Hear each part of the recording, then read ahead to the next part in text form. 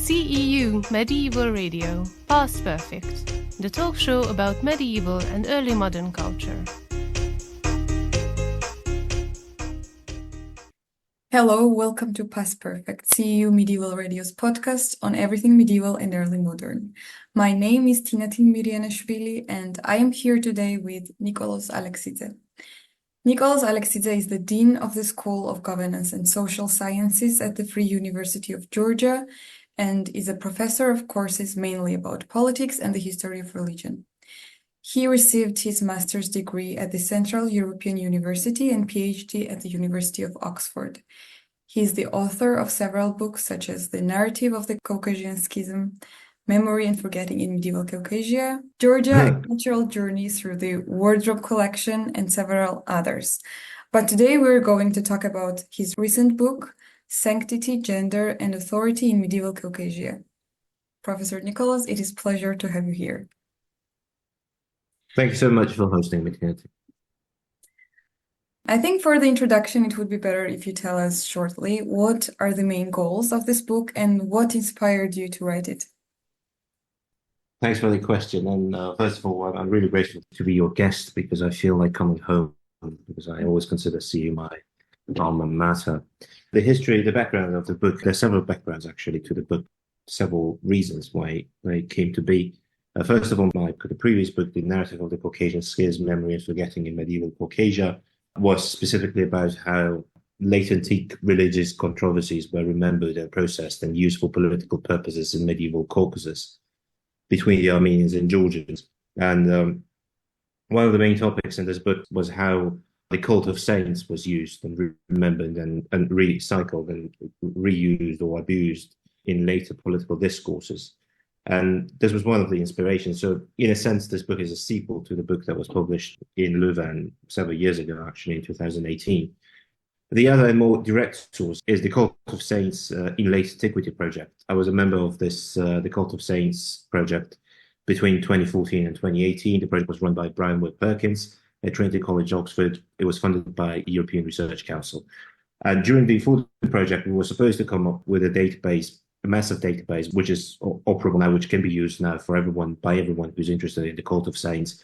And the database chronicles and catalogs and processes all the data, all the written sources, as well as documentary evidence and inscriptions and all the data connected to the Cult of Saints from the foundation of Christianity up until the 8th century in all the languages used in the Christian world.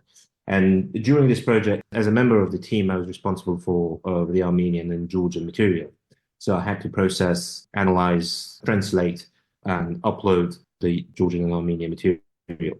And during our work, and one of the most important aspects of our work was that we spent many hours at Brian Wood-Perkins's office at Trinity College. And one of the things that we noticed during our work was that unlike other sources, other regions, other regional peculiarities or regional variations of the Cult of Saints, the Caucasian evidence had a very political slant, to say, a very political sense in a way. So from early on, from the 5th century, when Armenian and Georgian written sources appeared, the Cult of Saints was sort of immediately integrated into the political and identity and power rhetoric of the Caucasian people, but mostly Armenian, because the 5th century and 6th century sources are mostly Armenian, and later on Georgian sources also appeared.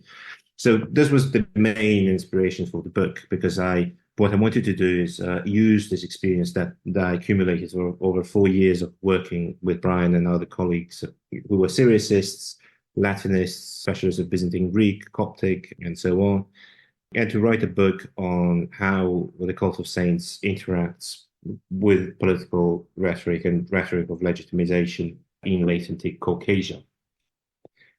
But the other question that appeared soon thereafter was, on the one hand, we can see how the Cult of Saints and the Cult of the Relics in particular operate in political rhetoric, but what happens, so the main question for the book was what happens when the aspect of gender is added to the whole thing. So what happens is there a difference in how male relics are politicized, male saints, the memories of male saints and the relics of male saints are politicized? And is there a difference between how female saints and their memories and their relics are politicized? The argument of the book is obviously that there is a difference, and there's a crucial evidence that the Georgian evidence, also Armenian evidence in a sense, can provide in terms of our politicization of female sanctity and female relics. Thank you very much. You mentioned that you worked on the database of documents connected to Cult of Saints. Could you please tell us a bit more about that? The database that we'll be working on is a searchable. It's actually not just a database, but it's a searchable corpus.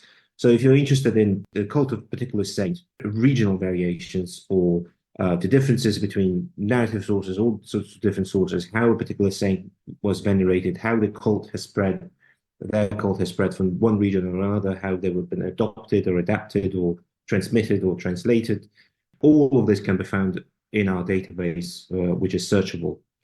But not just that. If you're interested in a particular aspect of cult, say incubation, right, or other aspects, or a particular miracle. So if you're interested in healing miracles, or if you're interested in punishing miracles, for example, or if you're interested in all the female saints, or if you're interested in a particular manifestation of female sanctity, you can just simply easily select these categories and just search by the categories and find whatever's relevant to your work.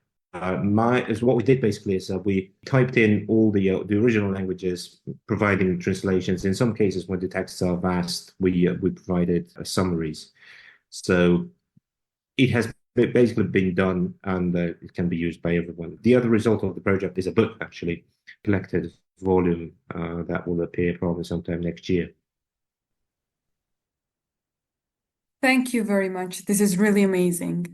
As you mentioned in the introduction, no other medieval Christian literary tradition has been as concerned with the interrelation of the feminine, the sacred, and the political as Georgia. In your opinion, what are the main reasons for that? Thank you. So the principal reason is obviously the story of Georgia's conversion and the Christianization, which is connected to a female person, Saint Nino.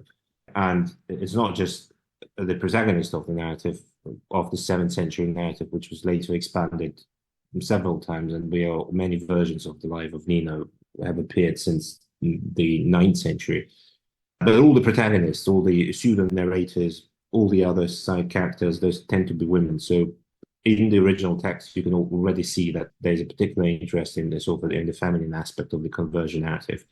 And also in the original text, you have what they call the 10 commandments of female apostolicity, because at some point, Saint Nino, when she reaches the Caucasian mountains, she's terrified by the sight of those mountains. She's terrified and humbled by the mission that she has, and she hesitates. And as she does this, Christ appears to her and hands over the 10 points that argues why a woman should do this, not just specifically her, but a woman should do what she does.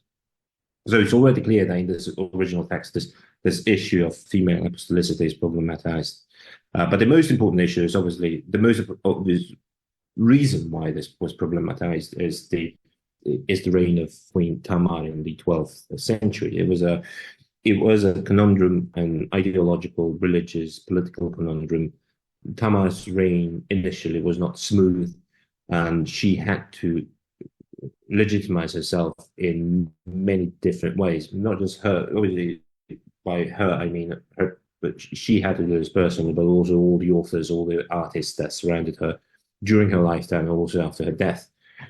But the most important, I'd say, author who actually wrote an apology to female sanctity and to the possibility of female, who actually addressed this question, was the 12th century patriarch Catholicos of Georgia, Nikoloz Aleksidze. He was an ardent supporter of Tamar, while his predecessor was expelled from Georgia. And one day during the feast of Svetitskoeli, the living pillar, he delivered a homily at the church of Svetitskoeli, where what he basically does is he addresses the crowds. First, start criticizing them for sort of being skeptical about the cult of skeptical about Nino, and for not accepting her, and for sort of being unsure about her gender. And this is something understandable, because what the Georgians saw obviously was that the neighboring Armenians had perfectly male and masculine Christian tradition, whereas the founder of the Georgian church was a woman. So what he does is he writes a lengthy apology of why it was specifically Saint Nino, and a woman, and a feeble, it was a weak woman, was supposed to do what she did. And while he does, it becomes fairly obvious that he addresses not just the issue of Nino, but also the legitimacy of the rule of Tamar, because this was also an issue. So what Gulabiriste does basically is sort of creating a certain constant cross-referencing between Nino and Tamar. Nino is explicitly mentioned, Tamar is not mentioned explicitly. However, it becomes really clear that while he addresses the cult of Nino and the instability the cult of Nino has experienced over the centuries, which is quite obvious, actually, if you look at the evidence, he also addresses the same issues of legitimacy that the queen faced during the first years of her reign.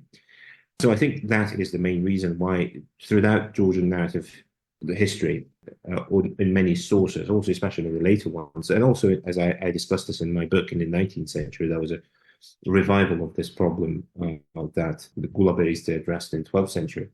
I think this entanglement of sanctity, gender, and political authority that occurred in the explicitly occurred in the 12th century has become a sort of a silver lining throughout the entire Georgian religious and political tradition.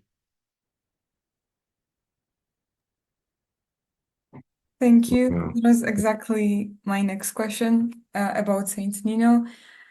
I can change a bit because I think you partially already answered the next question, but I can now ask if we have any contemporary sources, or what primary sources do we have about Saint Nino in general? If you can. Thank you. There's a trouble with Saint Nino because we don't have any contemporary sources, at least not from the Georgian perspective. Obviously, the earliest sources that narrate the story that we know without naming the person is Rufinus's ecclesiastic history, repeated over time by other ecclesiastic historians who've continued, Rufinus, Theodoret, and others, Socrates, Scholasticus. So the basic shape of the narrative has appeared in those sources, in those Roman and then Greek sources.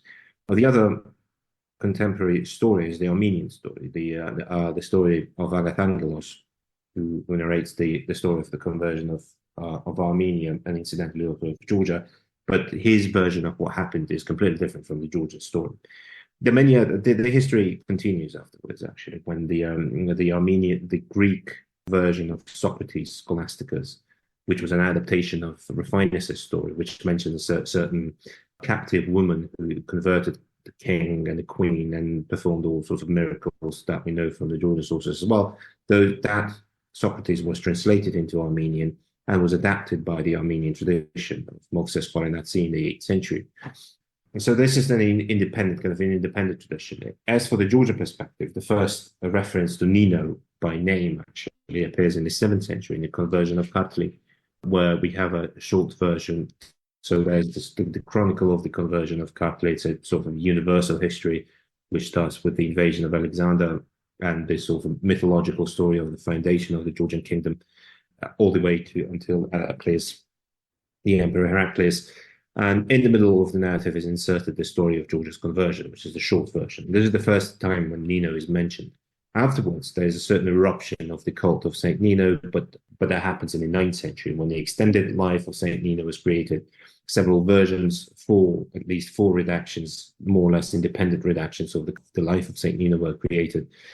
However, again, there's a discrepancy between the cult, between the living cult and the narrative stories and the narrative histories. Because on the one hand, when we do have narrative histories from the 9th century, they doesn't seem to translate directly into a visual imagery or other kinds of references to the cult of Nino. So we have the conversion of Kartli, the life of Nino, fully formed texts, but this does not mean that the cult of Nino is very prominent in other sources, other evidence, such as liturgy, indirect references, or obviously visual imagery. We don't have any images of Saint Nino apart from until the 11th century, actually, or until the 12th century, I'd say, apart from the now lost relief from Oshki, where supposedly depicted Saint Nino.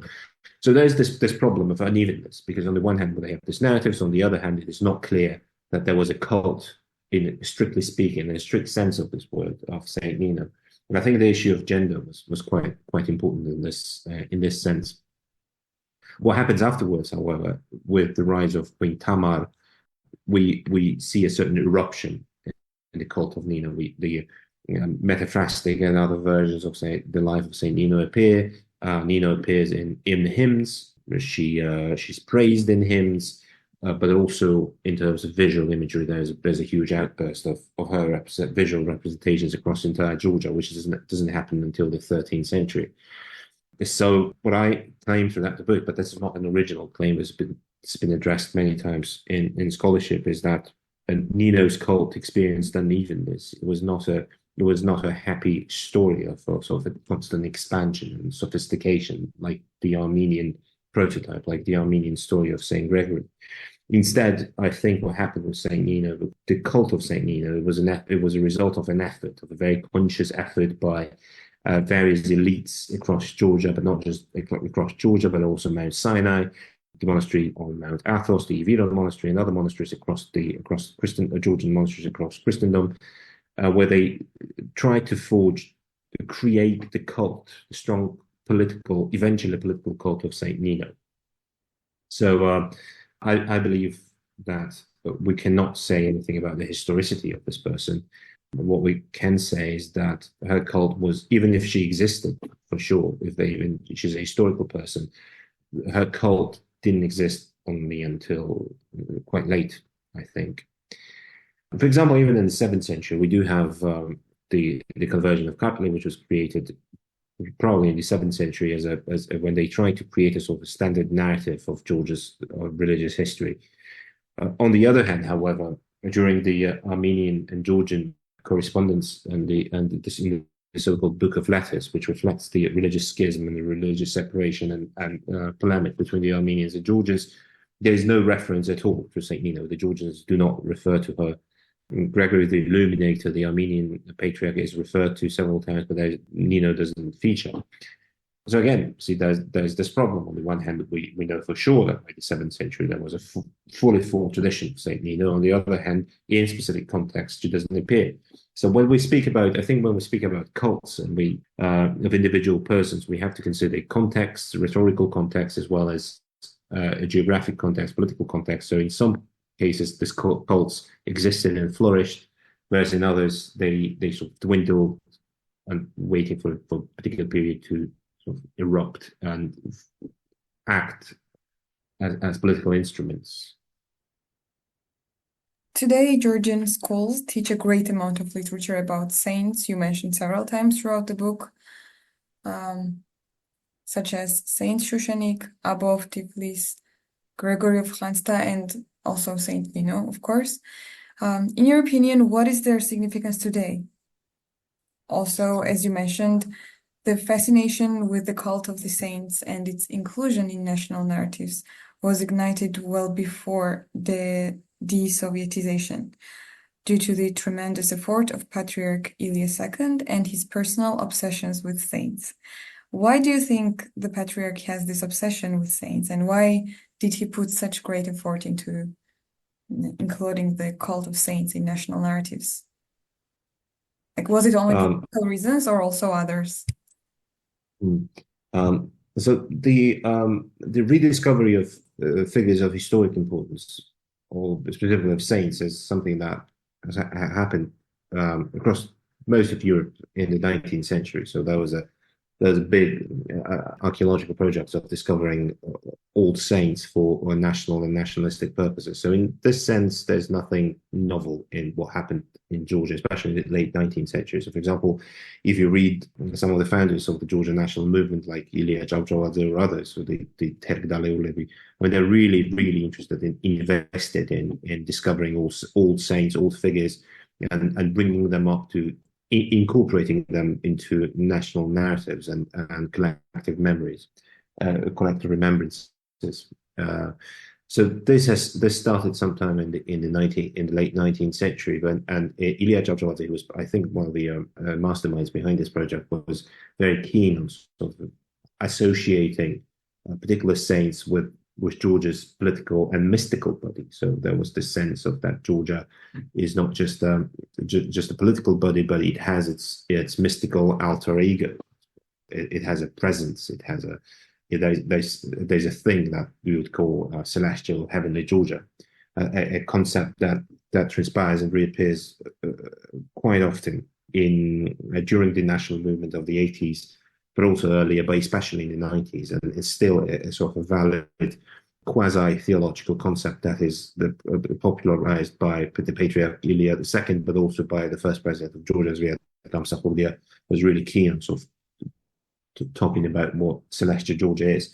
So when they were philosophizing, well, not philosophizing, but theologizing on what celestial or heavenly Georgia looks like and how the two interact, what eventually happened is that the cult of saints and individual saints, let's say, were used to sort of mark Georgia's political body, to sort of create sites of memory or sites of remembrance in order to sustain Georgia's political as well as mystical body. I mean, in very political and pragmatic terms.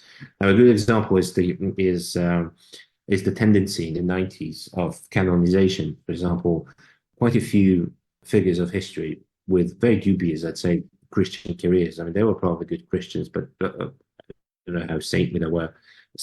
Many of those were canonized as saints of the Georgian Church. The principal reason why they were canonized was because by tradition they were associated with individual regions of the church, of Georgia. So each region, especially the problematic liminal regions, the peripheral regions, required their own saint in order to sort of to incorporate this particular region in the political and also mystical body of Georgia. A good example is, for example, the canonization of Tsotme Dadiani, who was the Megrelian saint par excellence, Abuselidze Tbeli, who was associated with Adjara, and this happened when there was an active. So Abuselidze Tbeli was a medieval Georgian author. I don't know how saintly he was, but he wrote some important sources. But the only reason he was canonized, what I believe the only reason for him to be canonized, was because he was associated with the Adjara region. And Adjara back then was the main target of proselytism. So there was a big project of Christianizing Adjara, which for 6 or 5 centuries was part of the Ottoman Empire, was mostly Muslim. So each of these regions required local saints, let's say. Now, as for historic actual saints, there's a similar tendency of integrating them into the national narrative. So, for example, you mentioned Gregory of Hansta. The life of Gregory of Hansta was discovered quite recently in the beginning of the 20th century. Until then, they didn't really know its existence. And as soon as it was discovered, it was immediately used for political purposes, because that was the time when Joseph Stalin was going to, had a plan of sort of bringing back, as they would call it, Georgian territories from Turkey, and they required a historic substantiation of why these lands belonged to the Soviet Union. And as you know, the life of Gregory of Hansta is all about the regions of what we call Dao and Gladjeti, the Turkish part of Georgia. Therefore, it was politically expedient to sort of disseminate this text in the Georgian milieu, and it was extremely popular text. And even now, when the students are introduced to this particular text, one of the main purposes is not just to teach them the life of a saintly man, but also to instill a sense of irredentism, of the sense of sort of a teleological on the one hand, but also diachronic continuity of Georgia as a phenomenon, as a political phenomenon, not just current Georgia, not synchronic Georgia, but diachronic history of what Georgia was throughout history. So I'd say that all of those texts, in one way or another, serve this national and nationalistic purpose in contemporary education. On the other hand, however, I don't think that they should not be taught, probably in some different. But as you probably know, every year there's a big controversy in Georgia whether those texts should be taught in schools. I personally think that they should be retained, but probably taught in a slightly different manner. Probably it's different age. So again, the cult of saints is alive and well. Every year, more and more people are being canonized, and this tendency, again, I think it reflects not just the church's beliefs, but also the church's political aspirations and the general political climate in the country. Thank you very much for the answer. Can you tell us what new research perspectives were revealed while working on this book? Yeah, I was thinking about this recently because every time I talk about this book in a particular audience, I realize that based on the feedback that I received, I realized that there have been so many questions that I have not addressed and could have been incorporated in this book. I mean, probably not. I mean, theoretically could have been incorporated, but probably used as a further avenue of research. For example, one of the topics that requires further study is cult of saints in a particular region of Georgia that I'm interested in right now. And probably my next project is going to be about this in the upper Sanctity, the highland, western Georgian highlands. But there's a impressive prolification of the cult of saints in Sanctity, both visual, especially visual. Sorry, we don't have too many written sources from Sanctity since the 10th century, but especially soldier saints, the warrior saints, but also female saints. So there's this big question of what's happening in Sanctity. Why are female saints so central to Sanctity? And how does the cult of warrior saints work in Sanctity? Incidentally, one of our next projects, the book that will appear probably sometime next year, it's an edited volume authored by Ekaterina Gedevanishvili, specifically about the cult of soldier saints in Georgia. So it will be an exhaustive study of the cult of several major soldier saints, such as Theodore, George, Demetrius, but also Statius, but also other minor saints and their representations, the local variations, and how they were used in political rhetoric and political discourses throughout the Middle Ages. The other topics, for example, that I cover only partially and that has to be explored even further is why I try to explore the third part of this book. So the third part of the book covers early modern and modern as well as contemporary stuff. Now, specifically, it focuses on the usage of the cult of saints in Russian imperial Muscovite imperial rhetoric, Muscovite rhetoric, and then Russian imperial rhetoric towards the Caucasus, but specifically Georgia, because in the early relations that began sometime in the late 16th century were deepened and deepened throughout the 17th and 18th century between Muscovy and Georgia. And the Georgians, there was no Georgia back then, there was the Georgian principalities and kingdoms, was built around the users of the relics, in a sense, obviously, the relics as means of diplomatic gifts or means of exchange or bribery. We have cases of stealing, gifting, sending, doing all sorts of things with relics, and Russians seem to have been extremely fascinated by such a wonderful presence of all sorts of Christian relics, both Christ relics as well as Marian relics, but also the relics of the saints. And this interest of the Russian imperial administration, also the Russian imperial church, has become deeper and deeper, but also was retained throughout the centuries. In the 19th century, especially so, and also I'd say in the contemporary Russian-Georgian relations. So this is something that I'm addressing in the book, but I think I would say that an entirely new book can be written on this, on only this topic, the usage of the cult of saints and relics by the Russian imperial rhetoric, administration, church, rule, colonial rule, imperial, all that. But practically every topic that I cover, so I'm not sure I've said this, but the book is divided into three parts.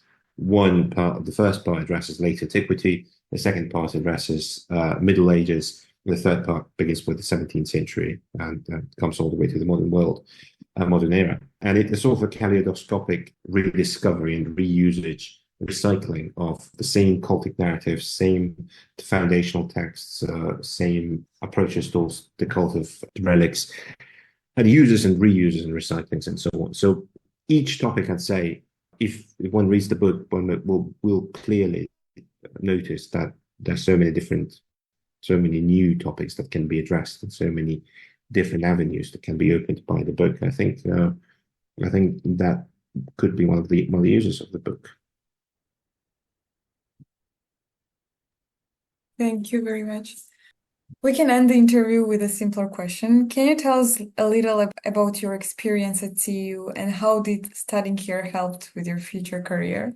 That's a very good question, and I was looking forward to this question because in every opportunity I have, I always mention how how central CU has been to my academic life. I think when I started, whatever I was doing at CEU, and I was being supervised by some excellent supervisors such as Istvan Percel and Niels Kool, I still do the same thing. So I think there's a very clear trajectory in my interests and in my research that originated at CU when I did medieval studies, but also I specialized in religious studies.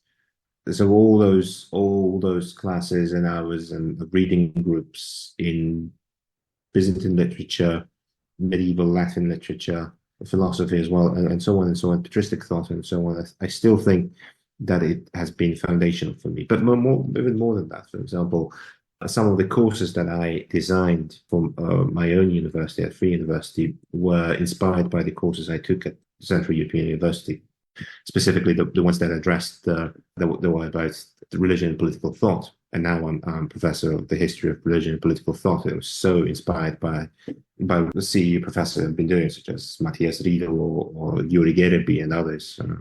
So I'm eternally grateful to CEU as an institution, but also to those particular persons. And also, I need to say that I've come back to CEU several times throughout my career. For example, 2 years ago, I was a fellow of the Institute of Advanced Studies in Budapest.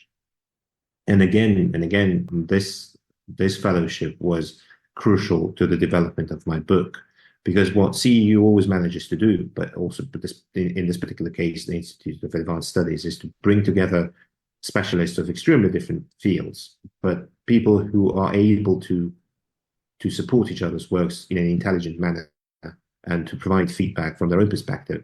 So this is exactly what happened in my case. And it was the major boost to my own book, to my career, to my interests in so many different ways. So I hope, and what I really love about CEU is now as a professor at Tbilisi, at Free University of Tbilisi, so many of my students have continued their graduate studies at CEU, and I've written tons of recommendations, and these relations continue, and that they will last a lifetime. So I'm really grateful for that opportunity, not just because of me, but because of my students and their students probably at some point, and so on. And you're a very good example as well, because you studied a different department at our university, but still, there's the same story. Your supervisor was a CEU alumnus, and these trajectories are very tangible, and continuity is also very tangible. And I need to say that not all universities and not all institutions manage to maintain such continuity, such a strong sense of community, and a strong sense of dedication as CEU does. Thank you very much. I'm also happy that I had opportunity to experience studying here. It was a pleasure talking to you, and thank you very much for the interview. Thank you very much for the questions. Yeah.